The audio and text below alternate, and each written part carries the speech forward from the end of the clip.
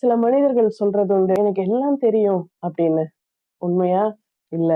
எல்லாம் தெரிந்தவர்கள் என்று யாரும் இருக்க முடியாது. ஆனா ஆண்டவர் எல்லாம் அறிந்தவர்.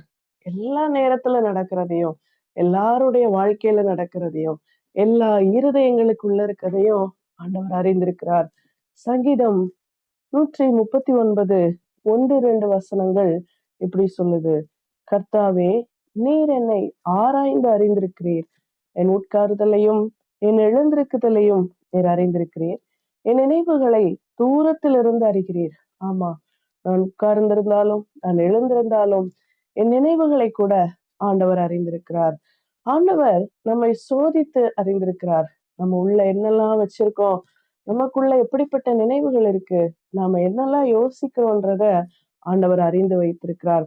ஒருவேளை இன்னைக்கு மறைவான பாவங்கள் அல்லது உள்ளே நம்மை வருத்தப்படுத்துகிற வலி நிறைந்த அனுபவங்கள் ஏதாவது இருக்கா?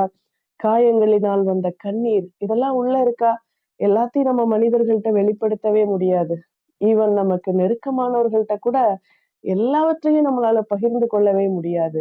ஆனா நம்மை முற்றுமுடிய அறிந்திருக்கிற ஆண்டவருக்கு நீங்கள் கடந்து போய் கொண்டிருக்கிற சூழ்நிலைகள் தெரியும். தாவீது அதை புரிஞ்சுட்டுதான் சொல்றாரு, என்னை ஆராய்ந்து அறிந்திருக்கிறீர். நான் உட்கார்ந்திருந்தாலும் எழுந்திருந்தாலும் என் நினைவுகளை நீ தூரத்துல இருந்தே நீங்க தெரிஞ்சு வச்சிருக்கீங்க அப்படின்னு.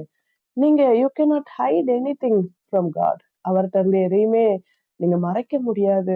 ஒருவேளை இன்னைக்கு உங்களை வருத்தப்படுத்துற ஏதாவது கஷ்டமான விஷயங்களை உங்களுக்குள்ள வச்சிருக்கீங்களா?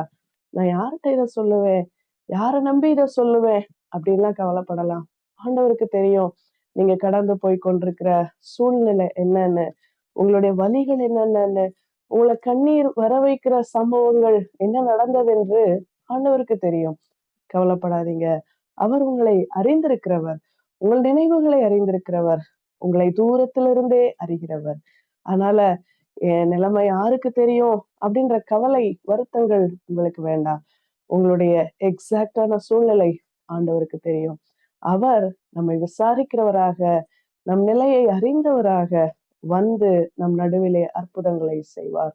God bless you.